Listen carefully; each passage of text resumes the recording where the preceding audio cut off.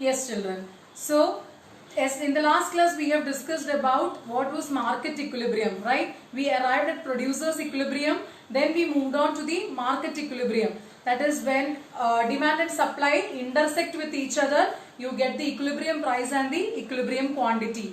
That was equilibrium price and equilibrium quantity. So that was market equilibrium, where forces of demand and supply intersect with each other to get equilibrium price and equilibrium quantity. And we have discussed that it was automatic. It is an automatic correction. Okay. So whatever disturbances is coming, it will be automatically corrected. That is an invisible hand mechanism. So that we have discussed in the last class. Now we have to move on to the changes in demand and supply. How changes in demand and supply causes changes in equilibrium.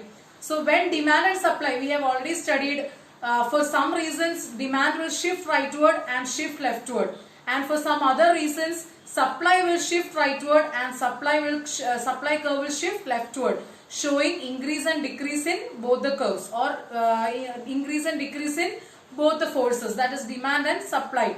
So rightward shift in demand curve means increase in demand. Leftward shift of demand curve means, yes, decrease in demand. Then moving on to the supply, rightward shift of supply curve means increase in supply, and leftward shift of supply curve means decrease in supply. So keeping this in mind, you have to follow these things. So that means, first of all, we have to analyze what will happen if only demand curve and only supply curve changes. What will happen to the equilibrium? Then we have to look upon what will happen if simultaneously both curve will shift. That has three parts. That means that has three results. And when demand is shifting right and left, you have four results. Okay. So demand and supply, we are incorporating in both the cases. So what will happen if demand curve shifts right and left, and what will happen if supply curve shifts right and left? Okay. So that we have to depict it with a diagram. So that means we have to analyze what will happen. Our ultimate aim is to calculate or understand what will happen to the equilibrium position when these demand and supply is changing both rightward and leftward. So now first of all we will move on to the changes in demand. What will happen if demand curve is shifting right, and what will happen to the equilibrium position when demand curve is shifting left? Okay, so now we will move on to the diagram. So here you can see this, the initial equilibrium point is this C. This E is the initial equilibrium point, whereby you have, see, demand and supply, initial demand and initial supply curve is intersecting with each other at point E. So this is your equilibrium price and this is your equilibrium quantity. So what is happening here? Demand curve is increasing, or demand curve is increase in demand by rightward shift of demand curve. So rightward shift, demand curve is shifting to right. So what is happening here? Now, so supply is held constant. Supply is not changing. Only demand is changing here. So first case, only when there is an increase in demand, what will happen to the equilibrium position? See, you can very well see here, equilibrium is increasing. E2, E1, and price is also increasing and quantity is also increasing. So equilibrium price will increase here. See, what all are the results? Equilibrium will increase, price will increase, and quantity will increase. Okay, so you can see here, initial equilibrium, always mark this changes with the dotted line so that you can identify very easily. So initial equilibrium, the shifted equilibrium, that is demand curve is shifting. So then the new equilibrium is shifted to E1 at this point, where new demand curve and old supply curve is intersecting. Okay, so what is happening here to the equilibrium? Equilibrium is increasing, price is increasing, and quantity is also increasing. Okay. Yes. So now we have to move on to the decrease in demand, that is leftward shift of demand curve. So that means here also you have initial price and quantity intersected at point E. Okay, so keeping supply curve constant, demand is shifting to left, that is showing a decrease in demand. Demand curve is shifting to left. Leftward shift of demand curve shows decrease in demand. So that means demand curve is shifting left and the new equilibrium point is restored in E1, that is where the old supply curve and the new demand curve intersect at this point. Okay, that is our E1 where it is the new equilibrium. So what is happening here? Equilibrium is decreasing, price is coming down, that is equilibrium price is coming down and equilibrium quantity is also coming down.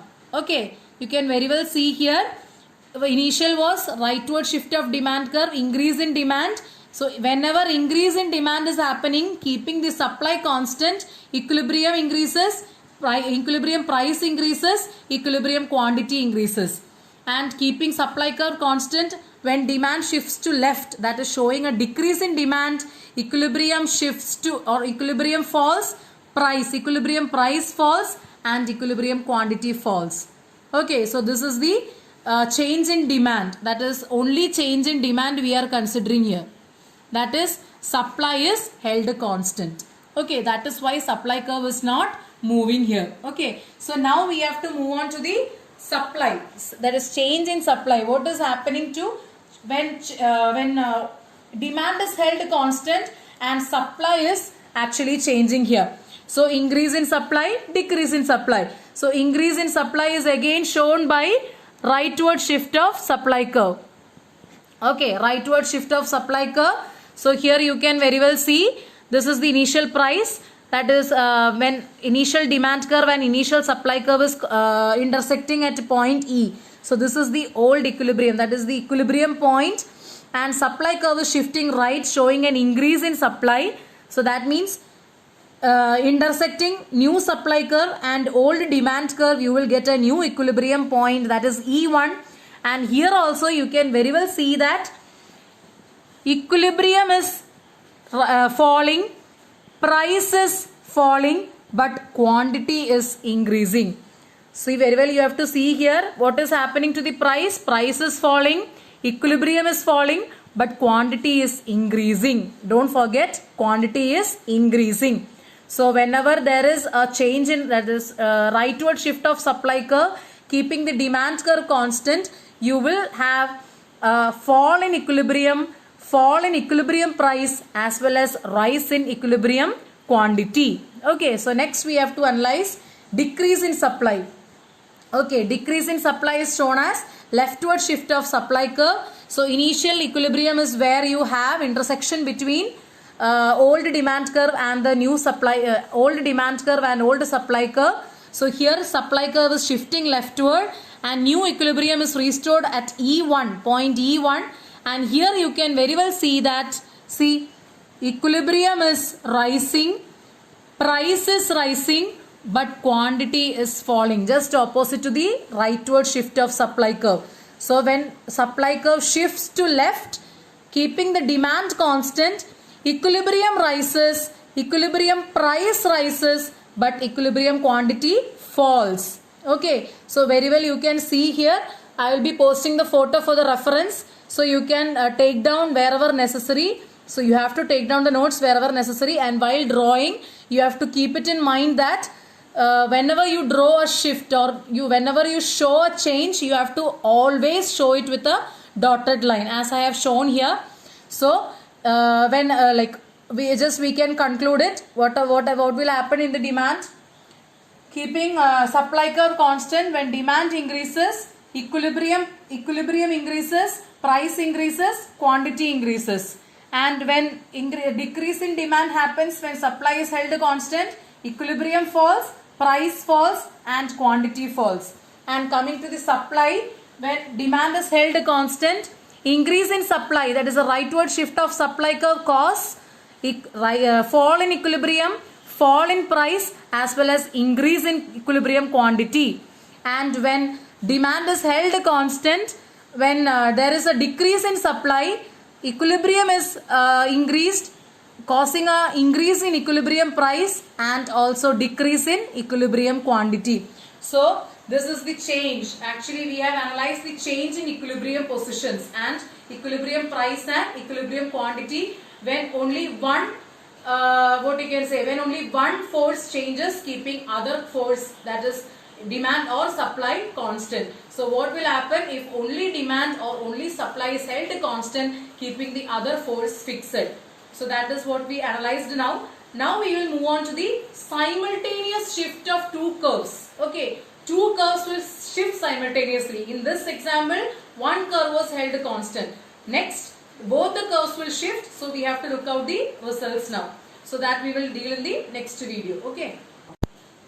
Yes. So in the last video we have discussed what will happen when only demand or only supply curve shifts or increase or decrease, keeping the other force fixed.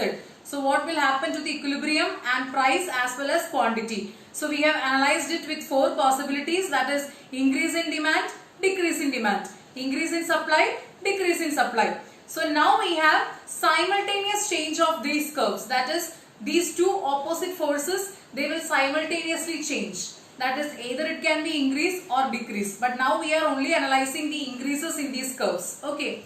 So when what will happen if these curves shifts to right? So there also you have three possibilities. First possibility is when equilibrium price is same, and second possibility is when equilibrium price rises, and third possibility is when equilibrium price falls. So you have to analyze in very detail what will happen, or when these equilibrium prices are same, equilibrium prices falls and equilibrium price rises, when there are simultaneous changes in these demand and supply, or we are analyzing here increase in demand and supply.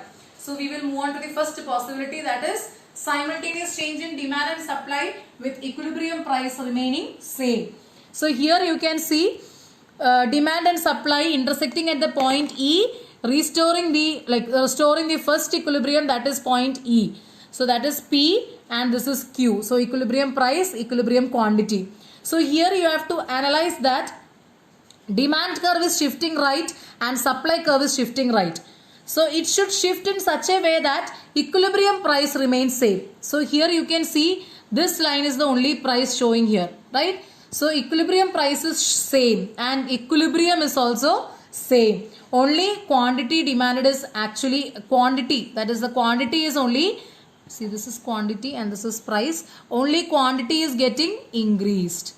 Okay. So price same, equilibrium same, but quantity, what will happen? Increases. Okay, so why actually, here you have to note a very special feature here, that is this increase in demand and increase in supply, this gap should be same. Then only you will get equilibrium price same. Okay, so this gap and this gap, that is change in demand, should be equal to change in supply. See, change in demand should be equal to change in supply. Okay, so whenever this gap is equal, you will get you will get such a condition where equilibrium price remains same and equilibrium point remains same, but equilibrium quantity rises. See, equilibrium quantity rises. So this is the simultaneous shift, first possibility, that is when equilibrium price remains same. So equilibrium price remains same when the condition change in demand is equal to change in supply is satisfied. That is the gap between all these curves will be same. So that is there will be no change in equilibrium position and change in equilibrium price, but there will be an increase in equilibrium quantity. So now we will move on to the second possibility, that is second possibility, what is it? Equilibrium price rises. So equilibrium price rises. See, here you can see the change in demand and change in supply is not equal, right? So here change in demand, see, change in demand is greater than change in supply. So in such a condition you will get a condition satisfied where equilibrium price rises, equilibrium rises, and equilibrium quantity also rises. So when equilibrium price rises, equilibrium rises, equilibrium price rises, and equilibrium quantity also rises. See, price increasing, quantity increasing, equilibrium shifting left, right. That means showing an increase in equilibrium position. So this was the initial equilibrium and this is the shifted, that is both the curve shifting. So both the curve shifts at a point and it intersects in this point. So this is our new equilibrium and this is the old equilibrium. So E1. So E1, if you extend to x-axis and extend to y-axis, you will get the simultaneous change in quantity and change in price. So whenever there is like simultaneous shift in demand and supply, but here you have to note a condition. Here change in demand is greater than change in supply. So in that condition, you will get a satisfying condition where equilibrium rises, equilibrium price rises, and equilibrium quantity also rises. So that is the condition where equilibrium price rises. But in equilibrium price remaining same, what was happening? Price was same, equilibrium was same, but only quantity increased. But here everything is increasing. See, you can keep a note on this. So here everything is increasing. 3 of the possibilities are increasing here. So this is when equilibrium price rises. Now you have when equilibrium price falls. When equilibrium price falls, what will happen? Here also you, like here it is a opposite condition. That is here change in supply is greater than change in demand. In our other possibility, change in demand was equal to change in supply. But here change in supply is greater than, sorry, not equal to, was greater than. But here change in supply is greater than change in demand. So initial equilibrium, the old demand and supply curve intersecting at point E, equilibrium price is P, equilibrium quantity is Q. And supply curve is shifting rightward, demand curve is shifting rightward. So new equilibrium is restored at E1 and quantity is increasing, price is decreasing, and equilibrium also is decreasing. Okay, so here you have to note this gap between, that is change in supply is greater than change in demand. So this gap should be less, this gap should be more. So here what is happening? Equilibrium is falling, price is falling, but quantity is increasing. Okay, so both in 3 of the possibilities, quantity is increasing here. So that is one thing you can note here. In 3 of the possibilities, quantity is increasing, but change is only coming for price and equilibrium. In the first condition, equilibrium was same, price was same. In the second condition, both are increasing. In the third condition, both are falling. So that is very easy to remember.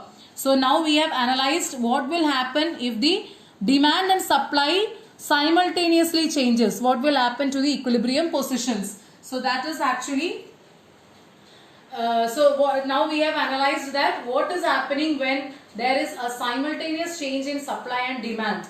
Earlier it was keeping one force constant, other force was changing, either increasing or decreasing. But now we have only discussed about increase in demand and supply. You have possibilities of decrease in demand and supply. So if you get time, you can just draw and show it to me. So I just correct it. Okay, like this itself you can show decrease in demand and decrease in supply also. Okay, now here we have only analyzed of rightward shift. You can also do leftward shift. So actually that is not given in the syllabus, that is why I didn't cover, but it is there. So you can try. Okay, so you will get an idea of like what you know, like what you have known with this thing, known with this concept. So you will get an idea of what is happening when it is shifting to left. So you can draw it to me and show it to me. I will correct it and give it to you. Okay. So you can draw when these two forces shifts leftward. So that is the possibility. So that is this video. That is we have analyzed simultaneous changes of demand and supply in the equilibrium positions as well as equilibrium price and quantity. So now in all together we have analyzed what is the change in equilibrium or what causes change in equilibrium when only one force is changed and when two forces changes simultaneously. So in the next video we will be dealing with the AR and MR curve of perfect competition. Okay.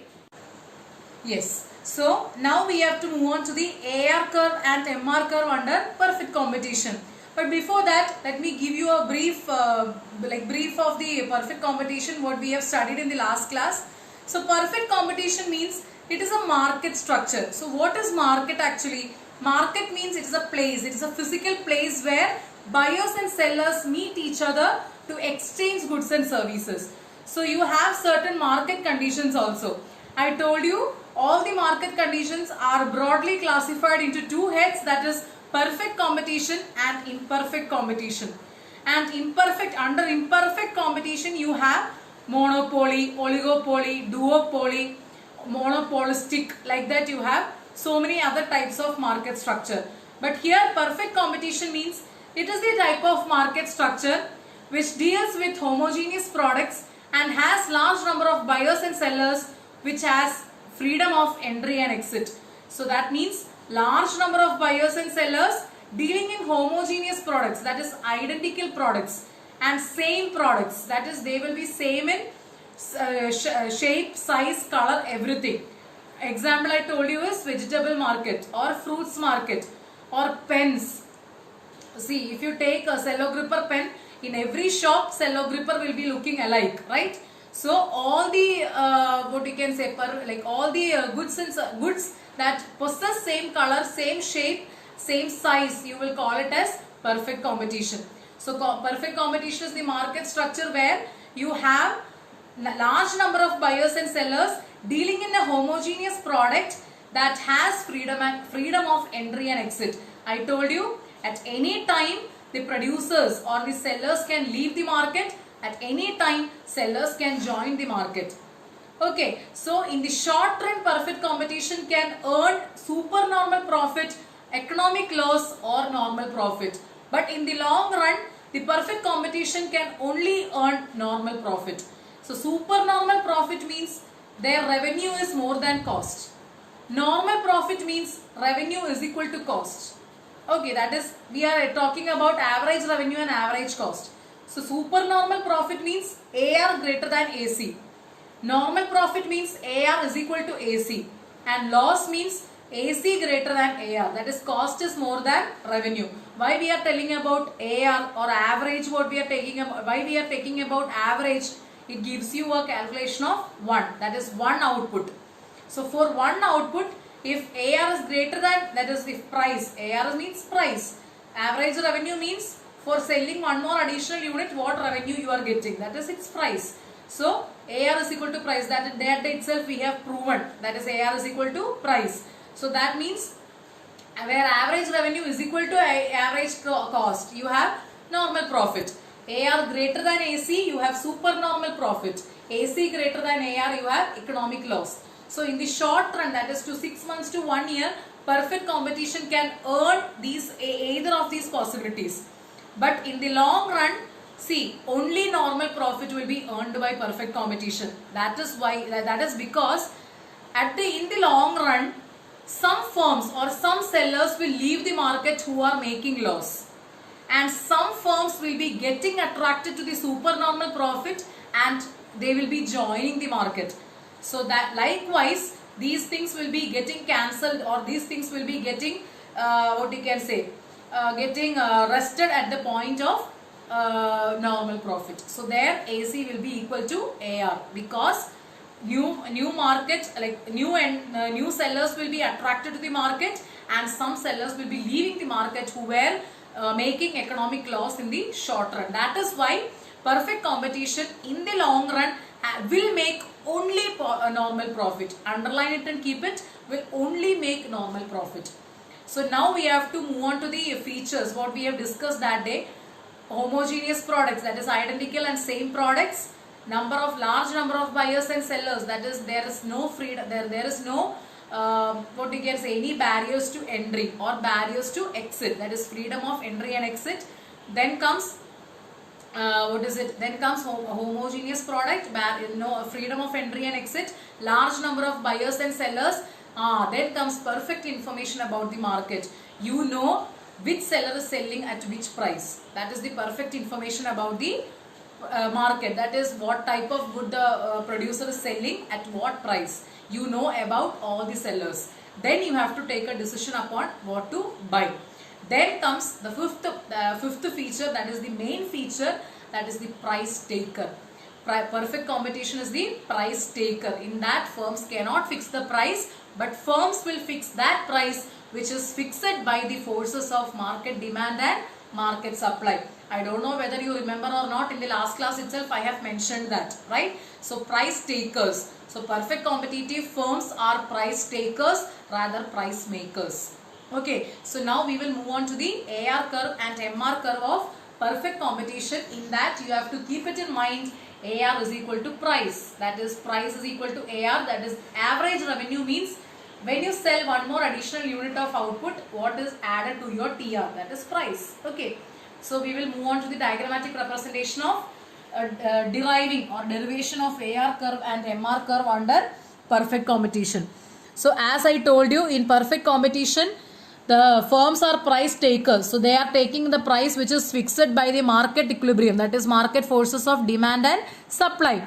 That same price is actually extended to the perfect competition. So this curve itself shows AR is equal to MR. So in the perfect competition, under perfect competition, AR is equal to MR is equal to price is equal to demand. So in the perfect competition, demand curve is same, price curve is same, MR curve is same, and AR curve is same.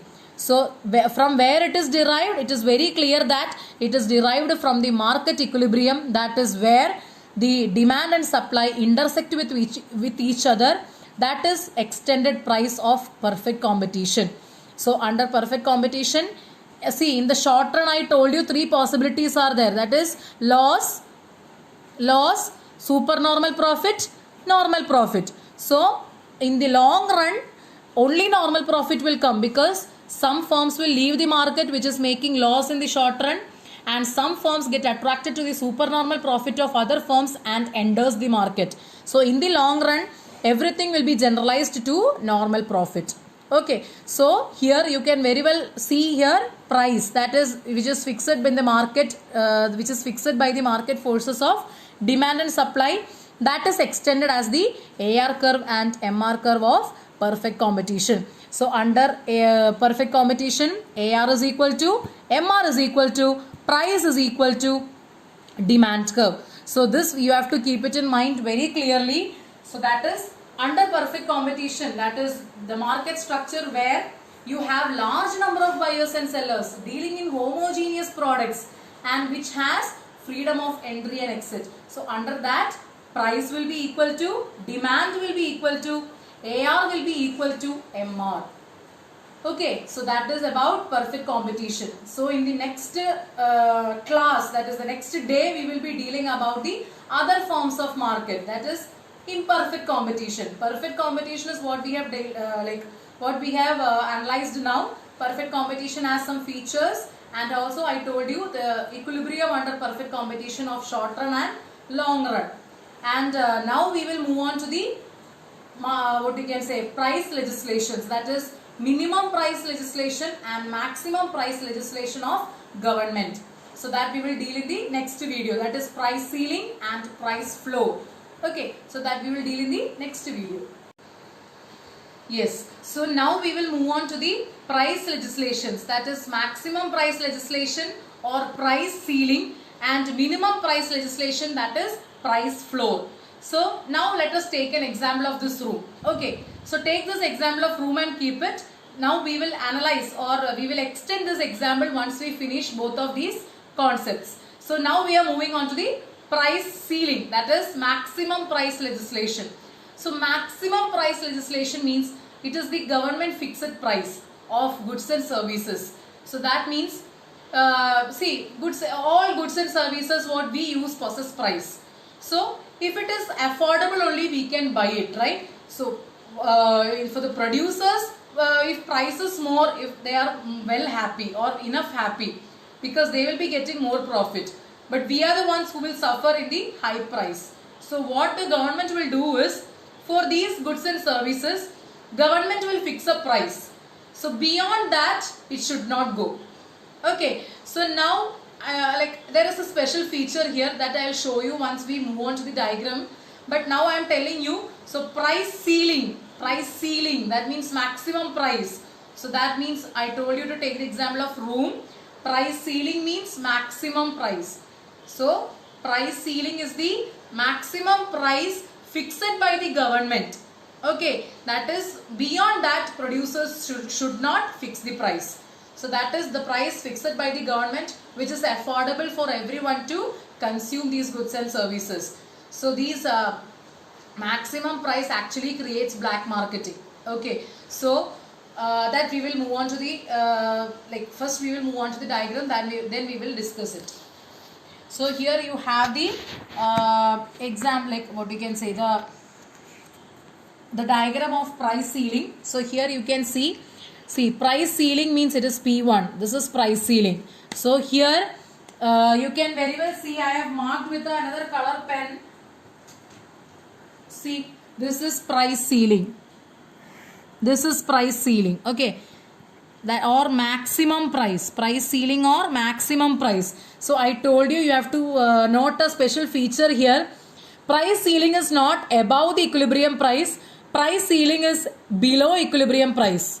Okay, very important point to note. Price ceiling is not above equilibrium price. Price ceiling is below equilibrium price. So I am telling you, see, price ceiling means it is the maximum price. So upon here you cannot go or you cannot fix the price, or the firms cannot fix the price. So black marketing, see, I told you here excess demand is coming. So I told you, for correcting excess demand, what will these producers do? They will create, they will increase the price upon price ceiling, like beyond price ceiling. So some of the people will leave the market. That is, some of the consumers who cannot afford to buy at that price will leave the market. That is how black marketing is created.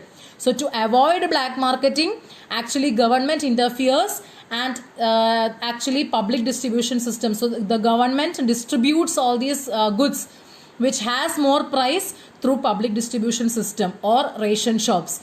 So maximum price ceiling is effective if it is only accompanied by rationing. Otherwise it will lead to black marketing. So this portion is the maximum price or price ceiling. So you have to note on this regard, maximum price or the price ceiling is below equilibrium price, not above equilibrium price. Hearing the word ceiling, you will be getting confused. That is, ceiling means what you see on the top of the room, right? So that means it is not like that for the market equilibrium, but it is like price ceiling is fixed below equilibrium price. And next is minimum price legislation, that is price floor. Here you can very well see price floor means it creates excess supply. This is price floor. Okay, price floor. And you have to keep a note on here, price floor. Floor is what you see down to the room, right? But here price floor is fixed above the equilibrium price. So that is minimum price. Beyond that price can go. So government will fix a minimum price, minimum supporting price for the goods and services produced in the economy. So it can go beyond that. Why minimum support price is fixed? Because to not to compromise with the profit of the producers. If producers, like if the price is going beyond a level, below a level, what will happen? It's their profit is getting compromised. So for assuring minimum level of profit, that is what we can say, a minimum or the normal amount of profit, actually the government fixes minimum support price or minimum price or price floor. So price floor means it is the minimum price fixed by the government to protect sellers of the domestic economy. Okay, so if price is going below a section or below a level, what will happen? It is affecting the profit of the producers. So what will happen? To ensure that minimum amount of profit is being satisfied, they are fixing minimum price. So that is called minimum price legislation. So the price can go beyond this thing, price floor, but it cannot come below price floor. So these are the two concepts, that is price floor and price ceiling. So price ceiling is here, price floor is there. So actually here you have to note some point. As I told you, now we will actually link what I told you in the first case. This is a row. Okay, price floor, price ceiling. Middle is the equilibrium. So in a market, price will be always fixed. Price will be always fixed in these points. Okay, it will never go beyond that. It will never come below this. Okay, wherever you cannot see sitting in a room, the price will be never fixed there. So the price will fluctuates in between these two. Okay, in the middle it is equilibrium. Clear? So equilibrium, price ceiling, price floor. So the price will be fluctuating in between price ceiling and price floor. So and also you have in between price equilibrium, or you can say equilibrium price. So price ceiling is below equilibrium price and price floor is upward or above equilibrium price. So that is the case, you have to note on this regard. It is a very special feature, that is so many people confuse getting this, because we feel that ceiling is that. So price ceiling is there and floor is what you see down to the room. So this is price floor. It is not like that. Price ceiling, price floor. In between you have equilibrium price. So the market price fluctuates in between this floor and ceiling. Okay, so that means this is the producers part, or we have followed the market structures as well as producers equilibrium in this chapter. So now we will be moving on to the other forms of market, that is in the next chapter. That is, we will be dealing with other forms of imperfect competition. Monopoly, monopolistic, oligopoly, duopoly, like that you have to go through so many other kinds of imperfect competitions. Okay, so now I understand that it is clear for you. So you have to go through these diagrams to understand it more better, and you have to draw a very neat and clear diagram with sharpened pencil. Okay, so that leftward shift of demand and supply, simultaneous shift of demand and supply, leftward shift, you can draw it to me and show it to me. Okay, so I'll be correcting it that. And with this we are completing this chapter. In the next class we will be moving on with the next chapter. So till then, thank you.